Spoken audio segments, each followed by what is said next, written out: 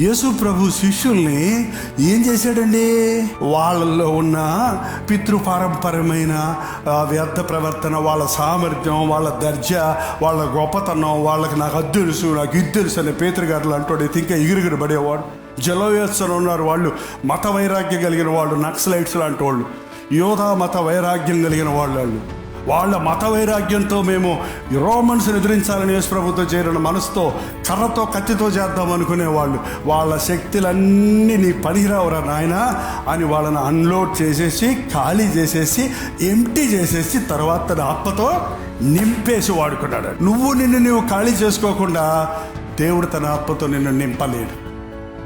నువ్వు అనుకుంటున్నావేమో నాకు ఇది ఉంది, నన్ను దీవించు అంటే దాన్ని దీవిస్తాడంటున్నావు. నాకేమీ లేదు, నాలో ఏమీ లేదు అని నీ ఒప్పుకున్న రోజునే దేవుడు తన శక్తితో నిన్ను నింపుతాడు.